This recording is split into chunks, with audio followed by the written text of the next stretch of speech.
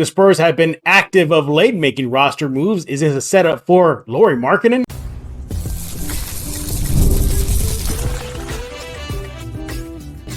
You are Locked On Spurs, your daily San Antonio Spurs podcast, part of the Locked On Podcast Network, your team every day. Hey, welcome back to Locked On Spurs. We're here on the Locked On NBA Network. I'm your host, Jeff Garcia, Spurs writer for Ken's 5 San Antonio. Happy Monday. Glad y'all are back here with us at LOS. We appreciate you taking time to subscribe wherever you get your favorite podcast, iTunes, Spotify, YouTube, Ken's 5 Plus app. The list goes on and on.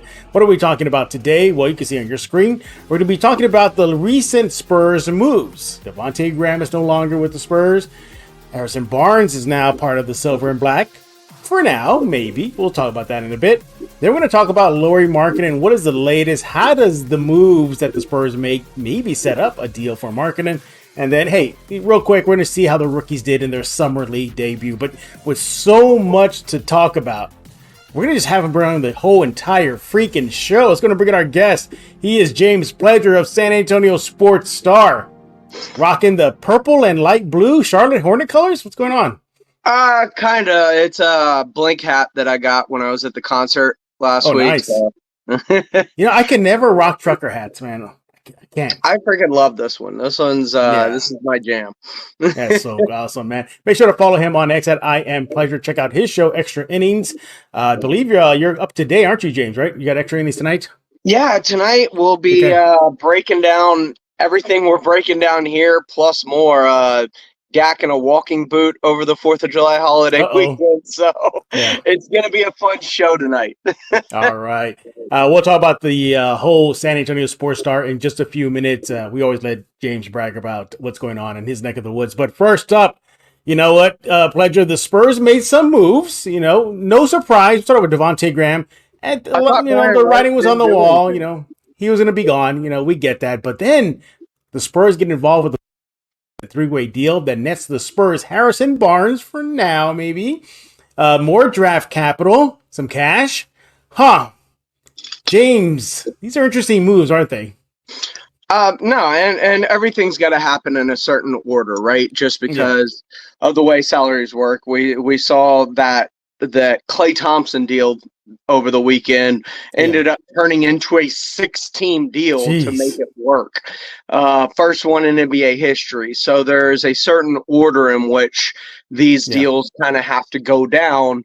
Devontae Graham, one of the first dominoes that had to fall, which is why you saw them push back that date on the vesting of his contract on whether they needed to waive him or not to guarantee the money.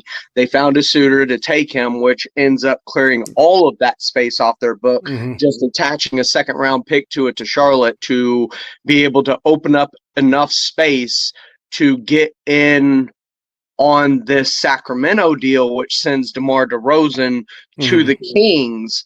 In return, you get a pretty good role player in Harrison Barnes, and you also get another 2031 picks. Is that, by my count, 3 pick swaps in 2031 with the Mavericks, Kings, and now Timberwolves? So you only get to swap with one of those teams if I'm not mistaken, right? Right. Like, you don't get all 3 of their picks. You only get to swap with one of them. Knowing the Spurs, they'll figure something out where they're able to flip all of them somehow, some way. As far, look, I know I say for now with Harrison Barnes. We'll explain what we mean by that in just a few minutes.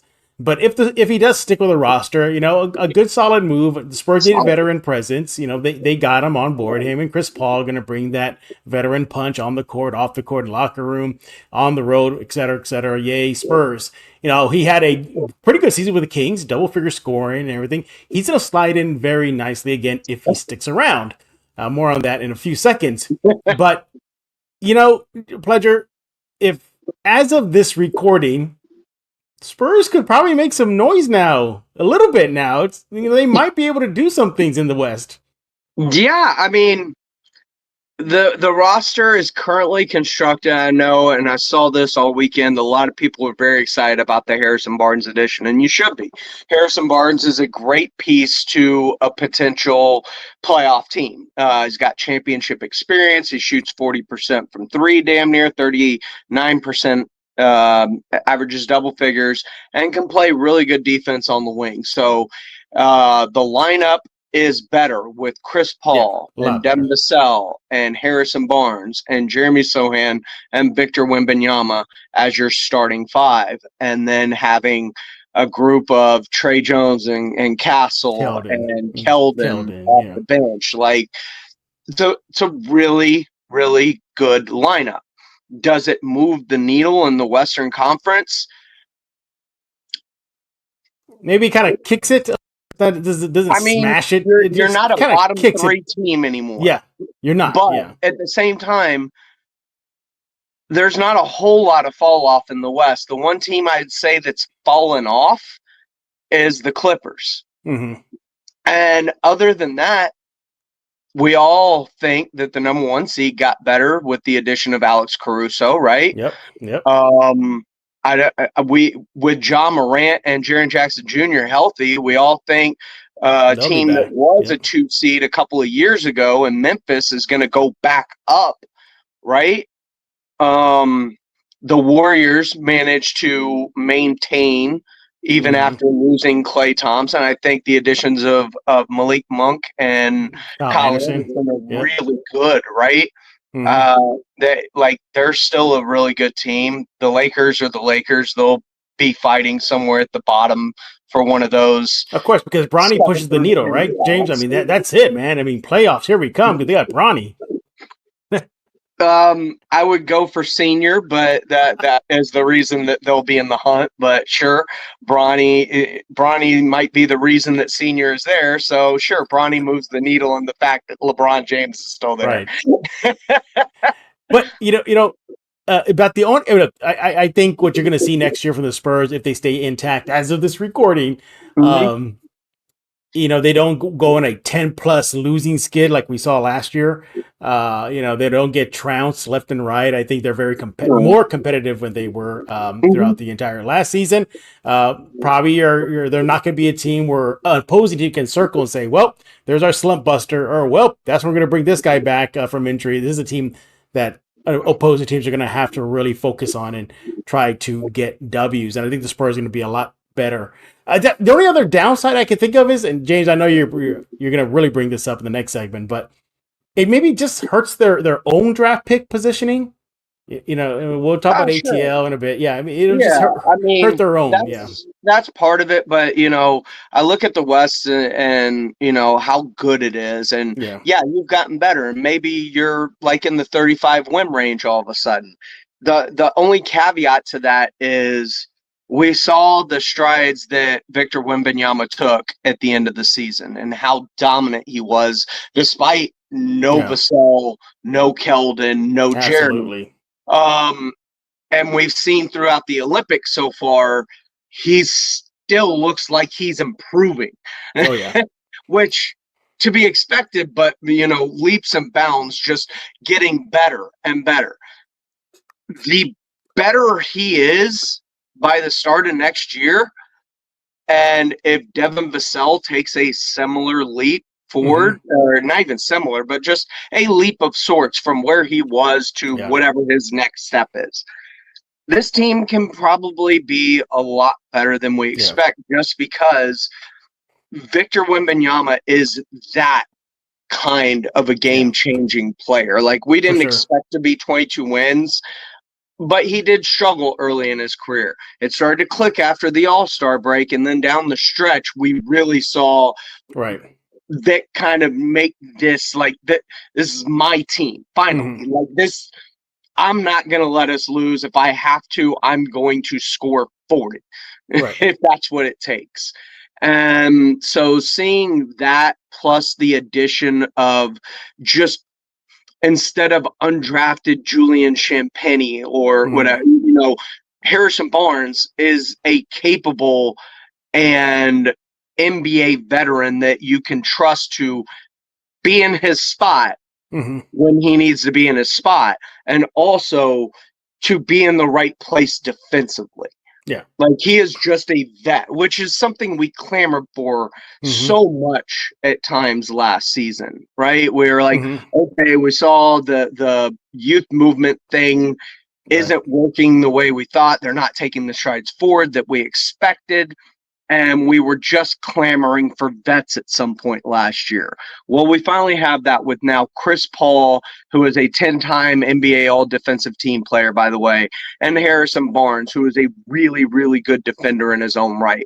So just the growth of Victor Wembanyama and what we've seen from him so far in just these Olympic qualifyings and the end of last season and the kind of trajectory he's on, along with the assumed ascension still of a Devin Vassell, right? This team can take a bigger step forward than maybe a lot of us even think. Right. And even without, but like with all of these draft picks, this is very, very interesting to see, like, between them, Oklahoma City, the way these two teams are kind of building. If teams are going to start copying this because of that tax apron.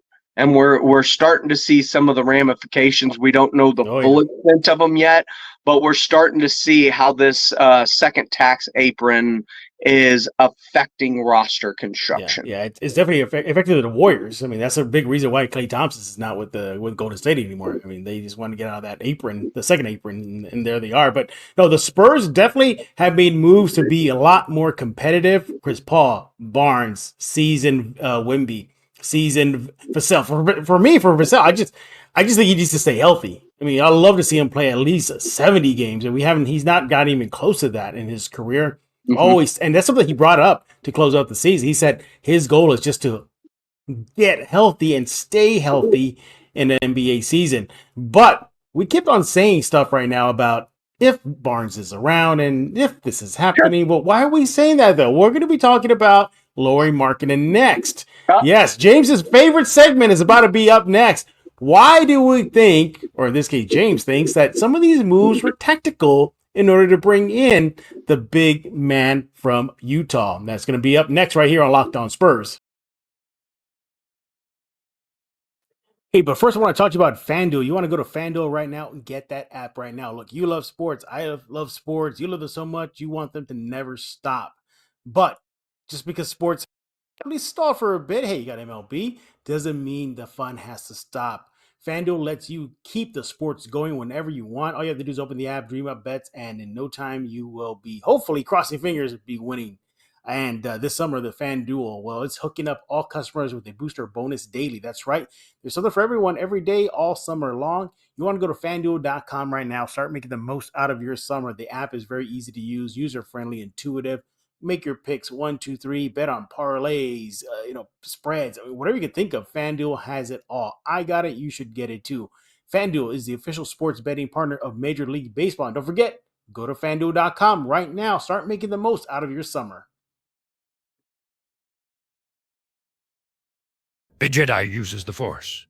To subscribe to Locked On Spurs, pass on what you have learned.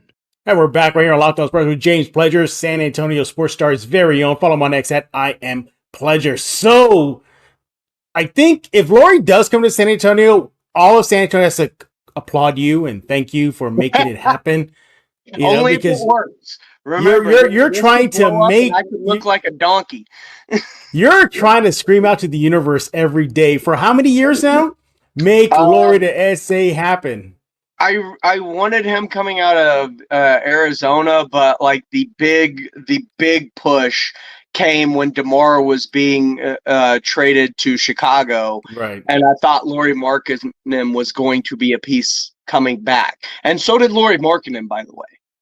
Yeah, absolutely. All right, so we talked about the Spurs moves in the first segment. Graham gone, Barnes here, all this good. So maybe the Spurs are doing something. They got more draft capital in the Barnes Bulls sack deal. They waived Devontae. That frees up some space. They're likely to officially, we'll see if they do, but maybe they might renounce and waive Bassie and Osman. That frees up more space. James, this looks like it could be a massive, massive setup to bring in Lauri Markkanen. And that last report, it feels like the Spurs might be in the driver's seat. They very well could be, and they've just added more to their war chest. And, you know, I know a lot of people are ready to pack Keldon Johnson's bag for him. Yeah. But, you know, his salary is such because of the first apron, second apron. Utah still needs about 16 million, 16 and a half to get to that first apron. Like, they still have to get up to the minimum salaries. So having contracts like Barnes, like, you know, Keldon Johnson, like Zach Collins, like that's money that can be used to help offset the loss of the 17 million, 18 million that Markkanen makes this year, and add enough to actually help get them up to the salary minimum that they need to reach. Yeah. So that's not out of the realm of possibility of Utah still needing something to happen in order to get enough money on the books to not be in trouble, right? And they now have a lot of the things that Danny Ainge covets in terms of draft picks. And I understand the infatuation with Atlanta's picks, right? To an extent, because they are unprotected. But part of me is also wondering, what are the odds of lightning striking twice? Right. In a sense of, you've heard this, you've told me this, but Atlanta's tanking. Why? If they are, Landry Fields needs to be fired immediately, because there's no reason for that team to tank, because they don't own their own draft pick. San Antonio owns that draft pick. So there is no reason or rhyme that Atlanta should be trying to be as bad as possible this year. That's not in their best interest. So what is more likely? Atlanta holds on to Trae Young because they're not getting the value that they thought they may for him in terms of trade equity. And the fact that you put two ball-dominant guards in the backcourt together, that just didn't work. It never worked. But remember, before DeJounte got there, Trae Young drugged that team to an Eastern Conference final. Because all the time that you have with DeJounte Murray, they're splitting the ball, right? There's neither one of them is really an off-ball guard. They're playmakers with the ball in their hands, whether it's scoring, assisting. They need the ball in their hands to be detrimental to a team's defense. When you have them on the court at the same time, it negates each of them at some point. So it's almost like you're playing 4-on-5 in a sense. So by doing that, by now moving away from the DeJounte experiment that failed so spectacularly there, bringing in a good young piece like a Dyson Daniels along with the first round picks, right? Now you've got a 3-and-D type of wing that you can pair with them. Sar. And Trae can now be Trae again. This team was 9th in the East last year. They won with the lowest ever odds to potentially get a number 1 pick with 3% chance. The rest of the East below them is still awful. Like, bad. Brooklyn is a team that actually is tanking. Detroit did not get better. Washington did not get better in any way, shape, or form. You've got Chicago that is getting worse. So the team that was above them is now below them in terms of tanking. So there are a multitude of teams in the East alone that are worse than Atlanta. And then you start to add the Western Conference teams into the mix that are bad, like the Portlands. And where do you expect them to finish? Me personally, I expect them to finish between 8 and 14 again. I expect them to be a play-in team, and if Trey goes Trey, there's a team that could advance in the playoffs just because he is that great, right? He is that individually great that he can do what Luka Doncic did, which is drag a team on his back if he gets hot. Yeah. And so if that's the case, how valuable are those picks? What's the maximum value of an Atlanta pick in terms of actual reality? Is it the 3 to 8% that you could possibly be the number one overall pick? Or is it more so it is at its most valuable right now that you can move it for maximum return? Yeah. Because once that pick actually has a value to it, attached to it, it lessens, it could raise the value of it. Obviously, it's if it ends up in the top 3, but if it falls outside of the top 5, that pick loses its value. I look at what's going on right now with the Markkanen deal, and the Spurs should be in the driver's seat no matter what, with their war chest, with their current players in the roster. And you know what I'm loving to see play out if it does happen? How will Brian Wright deal with Danny Ainge, who has a reputation for policing teams? We'll see what Brian Wright is made of if it does happen. Now, you bring in Lauri Markkanen now, this team is, I think they're playoffs. They're playoffs. I think they're top 4. Fine, throw it in the top 4. I don't know if they're top 4, but I got them I got them in 1 through 6. They'll fall into 1 through 6 slots. Playing the way he is right now, plus how he played at the end of the season, and you have Devin Vassell, and you have Harrison Barnes potentially, and Chris Paul, and now Lauri Markkanen. And yeah, that's nice. Potentially a Jeremy Sohan, maybe Stephon Castle off the bench. Like, you have a really good roster that stacks up again. Like, I would put the Dallas Mavericks for a 5 seed, right? Would you, with this team, with Lauri Markkanen, with Victor Wembanyama, with Devin Vassell, with Chris Paul, with potentially still Harrison Barnes, yeah, would you put this roster ahead of Dallas's? Yes. So they're at least 5th then, right? Yeah. Would you now you guys start looking at those top 4 teams?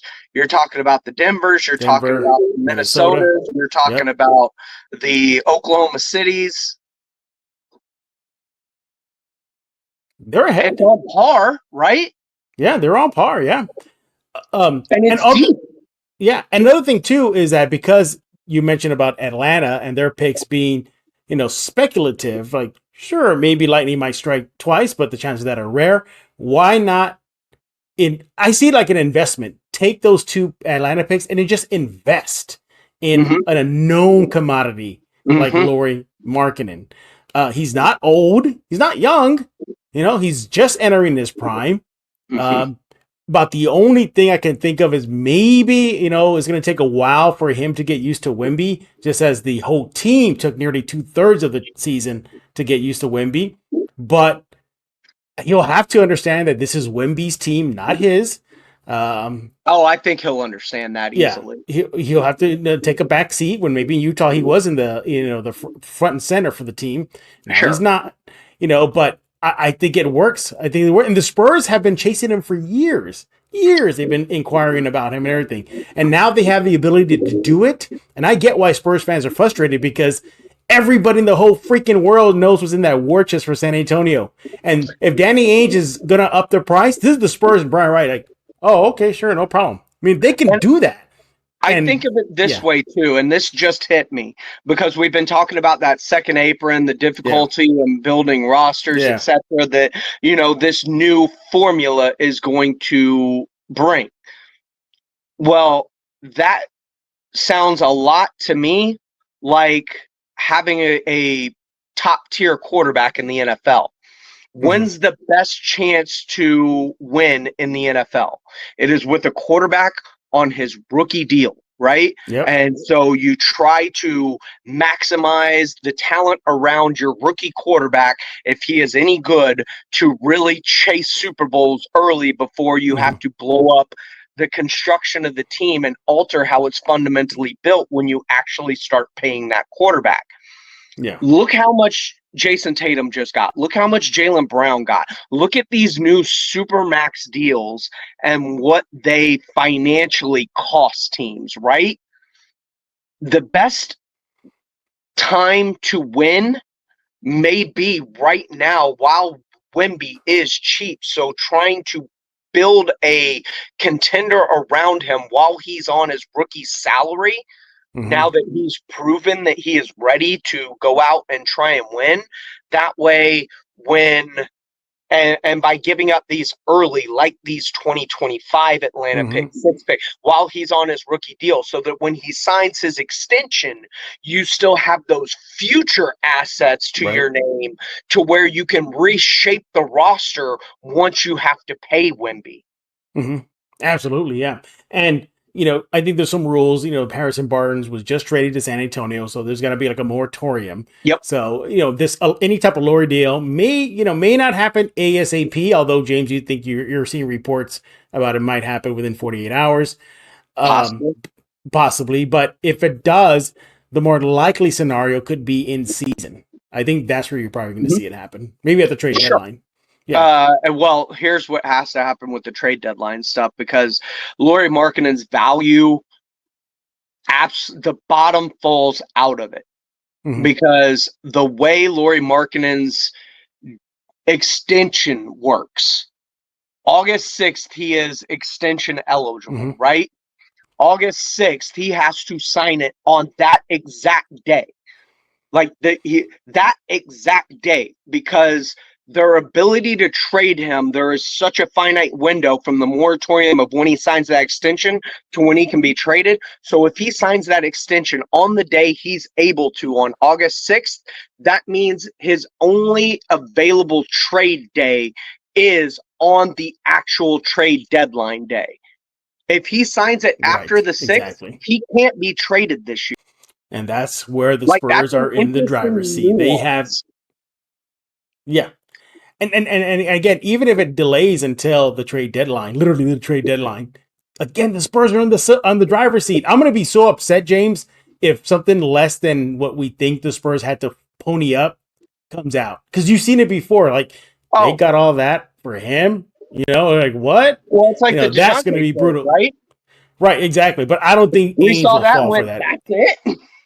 Yeah, exactly. That's it. Yeah, and I don't think Ainge is going to go that route. I mean, I think what happened with the Brooklyn, New York deal, the Bridges deal there. That was a tax for Brooklyn trading to New York. That's what that was. That was a tax that New York had to pay to deal with their in-city rival. Right, exactly. But the Spurs are in the driver's seat. That's all we care about. It's gotten kind of quiet of late. You're hearing a bunch. I've heard reports from Utah's not going to deal him. That it's going to be waiting till the in season for anything to happen. Maybe fine. They don't want to move him, But nevertheless, as long as I know the Spurs are still in talks, I'm happy. What if he doesn't sign an extension? What does that do to his trade value at the deadline? Yeah, you're not giving up massive assets for a guy who has no future. Yeah, and you have, like I said, that very fine window that you have to thread for him to sign that extension when he's eligible, to then just be available to be traded only on the day of the trade deadline. And we know a lot of these deals take a lot of time to put together and actually come to fruition. A lot of deals fall through the cracks on deadline day just because they didn't have enough time. So Utah's got a very thin needle to thread if they're going to try and do this at the deadline. Absolutely. By the way, earlier we're talking about Atlanta. I said Alexander Sarr. I meant to say Ricochet. So you add in Ricochet with Trae Young.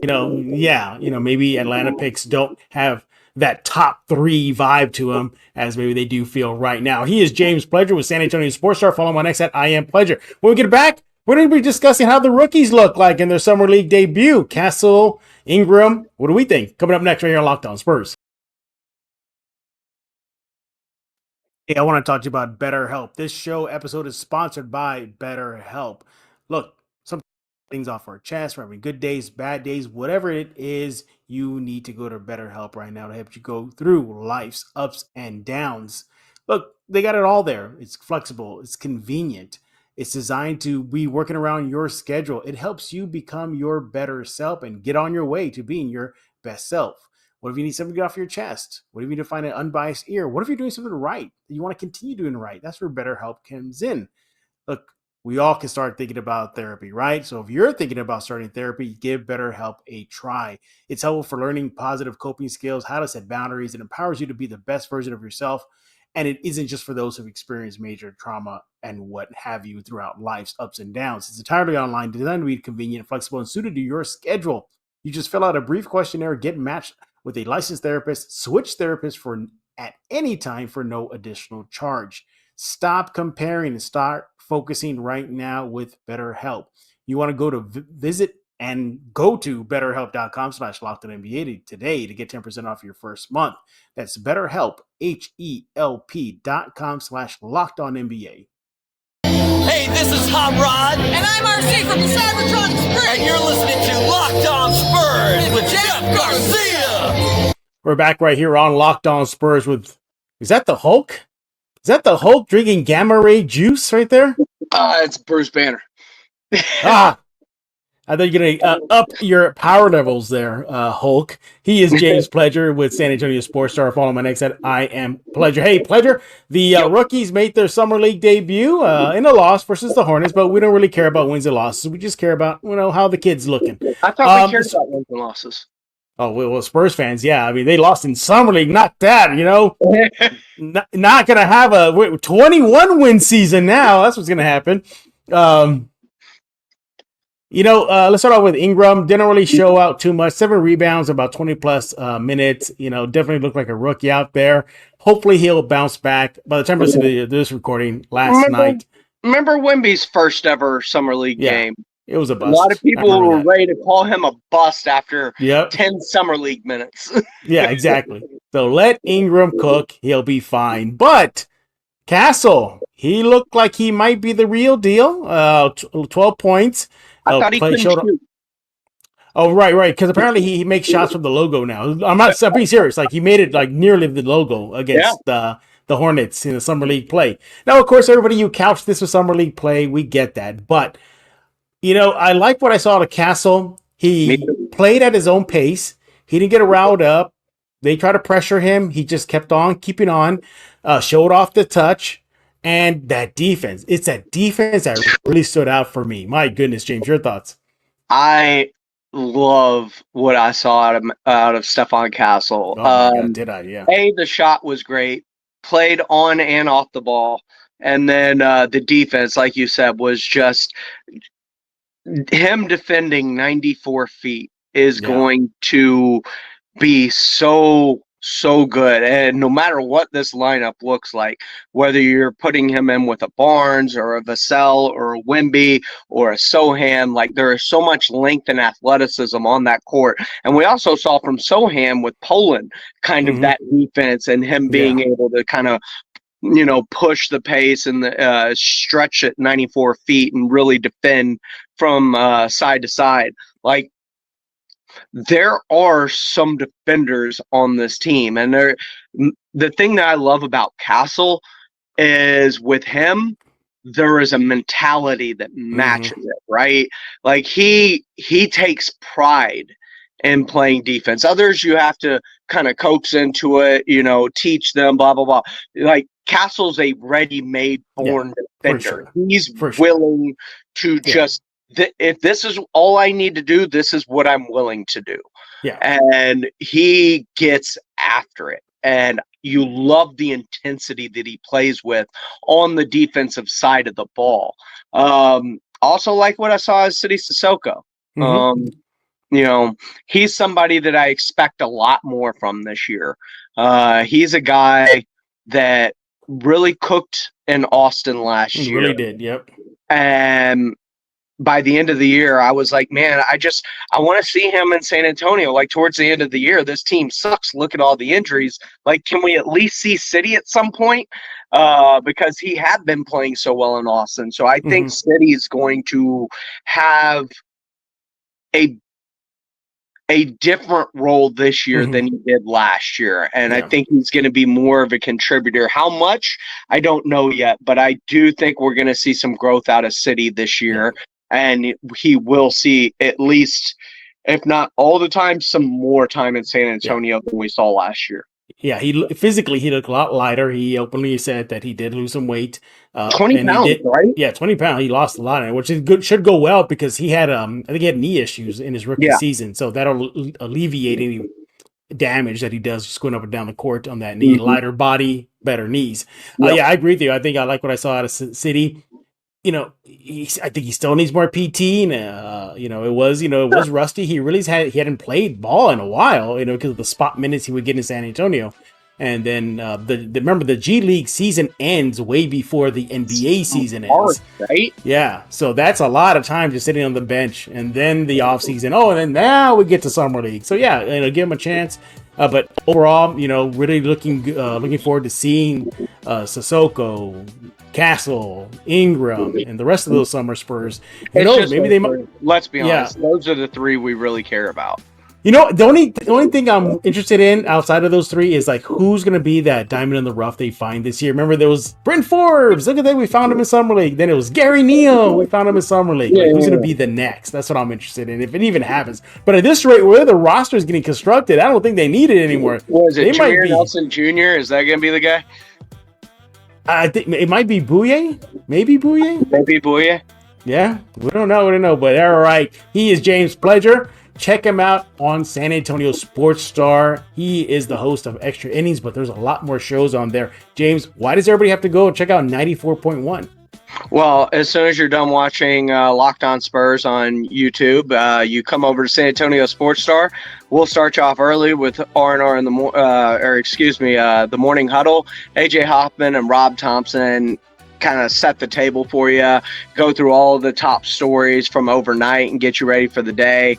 Then, of course, we got Greeny, ESPN staple, and Into the Jungle with Jim Rome. Before at 2 o'clock, we take you to the Blitz with Jason Miggs, Joe Reinigal, myself producing, as we get you caught up on all the current things going on throughout the day and take a look back at things that had happened. And of course, you close the day with me as I kind of break down what's been going on throughout the day and get you ready for that night's action. Absolutely. I love going on Extra Innings. James always invites me every once in a while, talk all things Spurs and so much more. But check out Extra Innings and the rest of the San Antonio Sports Star shows, and just go to Pledger's X handle. Seriously, just go there. He'll have it all for you at I Am Pledger. Yeah, he'll put out everything that's going on at the Star and everything. Very simple to do. Go check him out. Hey, we thank y'all for making Locked On Spurs your first listen every single day. Come back tomorrow. We got more Spurs talk. Summer Spurs. They're still playing. How they look after 2 games and so much more. Don't know who the guest will be. I'm trying to sort that out right now, but we'll get somebody on with us. And we'll have it all covered here on Locked On Spurs. Again, Locked On Sports today, 24/7 streaming sports channel only on YouTube, brought to you by the Locked On Podcast Network. Go subscribe to that right now. So for James Pledger, I am Jeff Garcia. We're going to put a lock on this episode of Locked On Spurs.